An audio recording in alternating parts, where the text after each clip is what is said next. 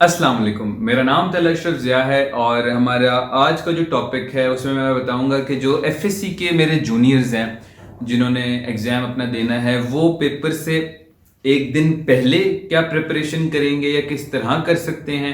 और जब आपके पेपर स्टार्ट हो जाते हैं, एक पेपर हो गया, उसके बाद अगला पेपर जो है उसके दरमियान में जो टाइम है आपने उसमें किस तरह प्रिपरेशन करनी है। तो ये दो चीज़ें जो है मैं कोशिश करूंगा एक ही वीडियो में बताऊं, क्योंकि दोनों का जो क्रक्स है वो भी एक ही है, दोनों में जो चीज़ें की जा सकती हैं वो भी वही हैं। तो मैं आपको बता देता हूँ। पहली चीज़, बहुत ज़्यादा बच्चे पूछते हैं भाई कंप्लीट रिवीजन हो जाती है एक दिन पहले। यार इतनी मोटी बुक है, कैसे कैसे कंप्लीट रिवीजन कैसे करोगे? नहीं हो सकती कंप्लीट रिवीजन एक दिन पहले, नहीं हो सकती। कोशिश करोगे, सुबह से लेकर रात तक लगे रहोगे, फिर भी कंप्लीट नहीं होगी। अपनी नींद पे कॉम्प्रोमाइज कर दोगे, फिर भी कंप्लीट नहीं होगी। इतना आसान नहीं होता है कि भी आप एक दिन में पूरी रिवीजन करके बैठ जाओ सारा कुछ। तो उसको अवॉइड करना है, कोशिश करें ये इस वाले काम में ना पड़े। जो आपकी रिवीजन, जो आपकी प्रिपरेशन है वो आप पहले कर लें। तकरीबन 5-10 दिन पहले तक आपका सारा काम जो है वो कंप्लीट हो जाना चाहिए। आखिरी के 5 दिन आपको इतना कॉन्फिडेंस होना चाहिए कि अरे मेरी प्रिपरेशन भी हो गई, मेरी 2-3 दफा रिवीजन भी हो गई, रिवीजन भी अच्छी हो गई, अब मैं जो अपनी डिफिशिएंसीज हैं उन पे काम करूंगा। तो खैर, कंप्लीट रिवीजन वाली बात तो it's out of the context कि भी आप अगर उस चीज को अटेम्प्ट करेंगे तो बाद में मेरा ख्याल है रिग्रेट ज्यादा होगा, तैयारी आपकी जो है वो उधर की उधर ही रह जाएगी। अब इसमें ये चीज है कि आपने आखिरी दिन करना क्या है। 1 डे बिफोर योर पेपर आप सुबह उठते हैं, नाश्ता वगैरह किए एंड एवरीथिंग, आपने देखनी है कि आपने मिस्टेक्स क्या की हैं। क्योंकि इससे पहले आपने कॉलेज के टेस्ट दिए होंगे, आपने एकेडमी के टेस्ट दिए होंगे। आपने देखना है कि आपने गलतियां कहाँ कहाँ की हैं और क्या क्या गलतियां की हैं। आपने देखना है कि आपके टेस्ट के अंदर क्या गलती हुई, कॉलेज और एकेडमी के टेस्ट के अंदर। आपने देखना है कि पास्ट पेपर जब आपने अटेम्प्ट किए थे आपको कौन सा सवाल नहीं आया था, कौन सा सवाल आपका कॉन्सेप्चुअली वीक था, कौन सा एमसीक्यू गलत हो गया, कौन सा लॉन्ग जो है आपको नहीं आता था। एंड अल्टीमेटली जो आपकी ऑब्जेक्टिव सीरीज है, किसी भी एकेडमी की, किसी भी पब्लिशर की ऑब्जेक्टिव सीरीज जो है उसमें आपने देखना है कि जब आप नॉर्मली उसमें एमसीक्यूज, शॉर्ट क्वेश्चन वगैरह देख रहे थे तो उसमें आपको कौन सी जो मुश्किलात हैं वो फेस करनी पड़ी, कौन से एमसीक्यूज, कौन से शॉर्ट क्वेश्चंस गलत हुए, कौन से नई चीजें थी जो आपको इनिशियली समझ नहीं लगी कि कहाँ से लिखा हुआ है, फिर बाद में आपने उसको याद किया, एवरीथिंग। तो आखिरी दिन जो होता है ना वो मेन आपने इस चीज को डिवोट करना होता है। जो आपकी आज से पहले गलतियां हुई हैं आपने उनको देखना है कि क्या गलतियां हुई हैं, और फिर जब कल को आप पेपर दोगे तो आपने अपने जहन में ये रखना है कि आज से पहले मैंने ये गलतियां की थी, ये एमसीक्यूज गलत किए थे, ये शॉर्ट गलत किए थे, ये लॉन्ग गलत किए थे, अब मैंने ये नहीं करने। क्योंकि अक्सर हमारा क्या सीन होता है कि हम लोग एक दफा कोई गलती कर देना, बस कर दी गलती और आगे चले गए, बाद में मुड़ के देखना ही नहीं है कि वो गलती क्या हुई थी, उस गलती को मैंने ठीक किस तरह करना है, और वो गलती किस वजह से हुई थी, मेरे कॉन्सेप्ट्स वीक थे, मैंने सवाल ठीक से नहीं पढ़ा था। बस आगे निकल जाते हैं, पीछे जो चीज सारा गलत की होती है वो वहीं की वहीं रह जाती है। तो आखिरी दिन आपने यूटिलाइज करना है इन फोकसिंग ऑन योर मिस्टेक्स। इसके बाद एक और चीज जो इंपॉर्टेंट है वो ये है कि बच्चे जब पूछते हैं ना कि भाई पेयरिंग स्कीम हमने करनी है या नहीं, हमने गेस्ट पेपर करें या नहीं, मैं कहता हूँ ना करें, बिल्कुल भी ना करें। मैंने खुद नहीं कभी फॉलो की पेयरिंग स्कीम, मैं आप लोगों को भी सजेस्ट नहीं करूंगा। 90% तो वो फॉलो हो जाती है, लेकिन 10% जो कभी कभार चांसेस होते हैं कि वो आगे पीछे हो जाए, स्कीम आगे पीछे हो गई, फिर समझा के मार्क्स भी आगे पीछे हो गए, अल्लाह ना करे।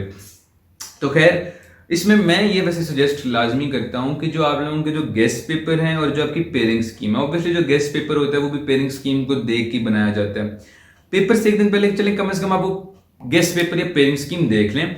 गेस्ट पेपर में जो सवाल हैं वो आपने पढ़ा कि अच्छा फलां सवाल है, फिजिक्स का ये सवाल है, अपने जहन में लेके आना, अच्छा फिजिक्स का ये लॉन्ग गेस्ट पेपर में लिखा हुआ है, इसके अंदर ये हेडिंग्स दे सकते हैं, ये वाली डायग्राम आ जाएगी, अच्छा इसका मतलब है कि मुझे ये सवाल आता है, टिक मारा, आगे निकल गए। फिर आपने पेयरिंग स्कीम देख ली, इसके बाद गेस्ट पेपर करने के बाद पेयरिंग स्कीम, अच्छा फलां फलां से लॉन्ग आ रहा है तो मैं ना फलां के जितने भी लॉन्ग्स हैं ना उनको एक दफा गो थ्रू कर लेता हूँ। अच्छा फलां वाले चैप्टर से फलां लॉन्ग है, अच्छा इसके अंदर ये वाली हेडिंग्स आ जाएंगी, ये डायग्राम आ जाएगा, टिक, ये मुझे आता है। अच्छा यार इसका मुझे एक हेडिंग भूल रही है, अच्छा इसमें डायग्राम मुझे याद नहीं आ रहा, उसको सर्कल कर लिया, उसको एक दफा दोबारा देख लिया, एक दफा दोबारा रिवाइज कर लिया। आखिरी दिन आपने ये करना होता है कि जो पेयरिंग स्कीम है उसको एक दफा चलें देख लें आप, लेकिन ये नहीं है कि भी शुरू से फॉलो करें, पहले आपने सारा कुछ प्रिपेयर करना है। ये एक दिन पहले आपको कह रहा हूं कि आपने पेयरिंग स्कीम खोल के देख ली कि यार पेयरिंग स्कीम में क्या चीज दी हुई है, गेस्ट पेपर में जो चीज है चलो मैं वो कर लेता हूं, क्योंकि उसमें गिनी चुनी चीजें होती हैं ना, तो पेपर में भी गिनी चुनी चीज़ें ही आएंगी, कौन सा आपका पूरा सिलेबस उठ के आ जाएगा। तो कम से कम आपकी एक टेस्टिंग हो जाती है कि चल गेस्ट पेपर में ये सवाल है, ये वाले इनका ये हेडिंग, ये डायग्राम, ये यानी मुझे आते हैं, चलो वेल एंड गुड, मेरा सही है काम जो चल रहा है। तो ये सारा सीन आपका हो गया तैयारी के हवाले से पेपर से पहले। एक और जो चीज़ मैं सजेस्ट करता हूँ वो है, या तो आप लोग डायग्राम्स ड्रॉ कर लें एक दफ़ा, जितने भी पॉसिबल डायग्राम्स बन सकते हैं। बायोलॉजी में बहुत ज़्यादा होते हैं, साइंसेस के अंदर तो अन्य डायग्राम्स होते हैं। तो आप एक दफ़ा वो डायग्राम्स ड्रॉ करके देख लें अपने किसी रफ रजिस्टर के ऊपर, मार्कर से ड्रॉ करें, क्योंकि पेपर में भी मार्कर से ड्रॉ करना, एक दफ़ा प्रैक्टिस हो जाए। ये ना हो कि पेपर में ड्रॉ कर रहे हो, कोई लाइन आगे पीछे हो जाए, वहाँ पे ना इरेज कर सकते हैं, ना ब्लैंको या वाइटनर यूज़ कर सकते हैं। एक दफ़ा प्रैक्टिस कर लें डायग्राम्स की। अगर इससे पहले आपने डायग्राम्स की प्रैक्टिस की हुई है तो कम से कम एक दफ़ा उनको दोबारा गो थ्रू कर लें, यानी सिर्फ एक दफ़ा अपनी नज़र के सामने से देख लें। क्योंकि जो डायग्राम बुक में ड्रॉ किए होते हैं वो 3D होते हैं, वो प्रिंटेड होते हैं, जो है वो ट्रिकी थोड़े से होते हैं, मुश्किल होते हैं ड्रॉ करना। जो हम लोग खुद डायग्राम्स ड्रॉ करते हैं, जो हमें टीचर्स ड्रॉ करवाते हैं, जो अक्सर गाइड्स में होते हैं, वो 2D होते हैं, ईजी होते हैं, सिंपल होते हैं और हम लोग ड्रॉ भी कर सकते हैं। तो एक दफ़ा उसको गो थ्रू लाजमी कर लीजिएगा ताकि आपको आइडिया हो जाए कि यार डायग्राम में ड्रॉ मैंने करनी किस तरह से है। फिर इसमें अगली जो बात आ जाती है ना, वो ये है कि आपने अपनी नींद लाजमी पूरी करनी है पेपर से एक दिन पहले। Sleep is very important. हम लोग अक्सर कॉम्प्रोमाइज कर देते हैं, सारी रात हम लोग बैठ के पढ़ेंगे, अन्य वाह भाई सुबह पेपर दे के आएंगे, फिर आगे सो जाएंगे, ये वो कुछ भी नहीं। स्लीप आपकी इंतहाई इंपॉर्टेंट है। You have to get enough sleep. मुझे याद है कि मेरे घर में मुझे तकरीबन 10 बजे जो है वो आके सुला दिया करते थे कि बेटा जी आके हुन सो जाओ, बस बहुत होगी अब तैयारी आपकी, सो जाओ, नींद अपनी पूरी करो।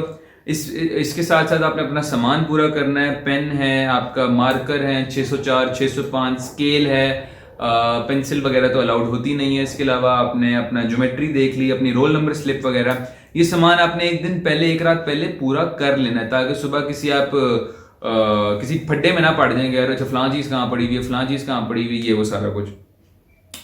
क्योंकि इस पॉइंट पे ना जब आप पेपर से एक दिन पहले हैं, ये पेपर के दौरान आप लोग तैयारी कर रहे हैं, तो ये चीज़ बड़ी मैटर करती है कि आपका जो कामनेस ऑफ माइंड है वो एग्जिस्ट करती है कि नहीं। एंजाइटी होगी, टेंशन होगी, रेस्टलेसनेस होगी, मसला हो जाएगा। देखें पेपर से एक रात पहले बंदे की हालत तो ख़राब हुई होती है, उसको टेंशन हो रही होती है कि यार कोई सवाल ऐसा ना आ जाए जो मुझे ना आता हो, या कुछ डाउट्स हो रहे होते हैं। लेकिन उन डाउट्स को काउंटर आपने किस तरह करना है, अपनी तैयारी को आला पाएगा करके।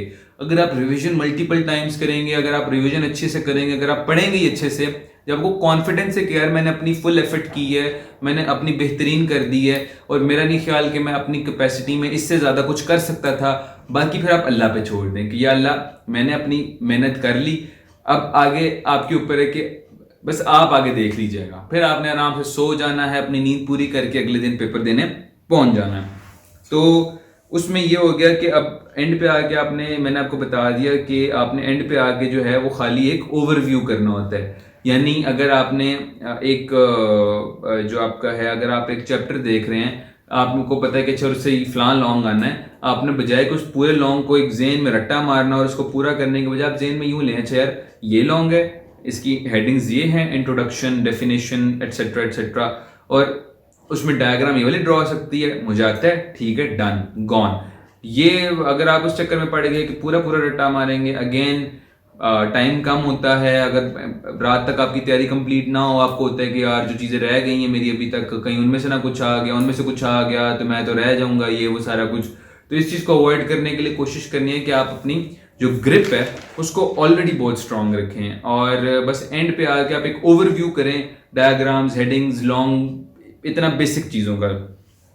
और मेरा ख्याल है कि एक दिन पहले तो इतना कुछ ही कर सकता है बंदा, क्योंकि नींद पूरी करना भी इम्पोर्टेंट है, रिवीजन करना भी इम्पोर्टेंट है, एंजाइटी को हराना भी इम्पोर्टेंट है, और एक काम और पीसफुल माइंड के साथ अपना आखिरी दिन जो है अपनी नर्व्स पे काबू रखना वो भी इम्पोर्टेंट है। तो मेरा ख्याल है कि ये कुछ चीज़ें हैं जो मैं खुद किया करता था। मैंने आपको बता दिया, मिस्टेक्स को देखना है, गेस्ट पेपर पेयरिंग स्कीम को देख लें, डायग्राम्स को देख लें, और अगर एंड पे कुछ टाइम बच भी जाए तो फिर वो चैप्टर्स जो पेयरिंग स्कीम में लॉन्ग के अंदर नहीं है आप उनके लॉन्ग की जो है इस तरह हेडिंग्स डायग्राम्स वगैरह देख लें, ताकि एक दिली तसल्ली हो कि मैंने कोई कसर छोड़ी नहीं है, और बाकी बस अल्लाह पे बस छोड़ देना कि अल्लाह अब आगे इंसाफ जो है वो आपकी ज़ात में करना है। तो मेरे ख्याल है कि यही कुछ वो तरीके हैं कि आप एक दिन पहले किस तरह प्रिपरेशन कर सकते हैं और पेपरों के दौरान किस तरह प्रिपरेशन कर सकते हैं। इसके अलावा आप में से किसी का कोई सवाल हुआ तो मेरे से लाजमी पूछिएगा, और भाई को दुआओं में याद रखिएगा। और आज के लिए मेरा ख्याल इतना ही काफ़ी है। इंशाल्लाह जल्दी मुलाकात होगी एक अगली वीडियो के साथ। मुझे इजाज़त दीजिएगा। अल्लाह हाफिज़।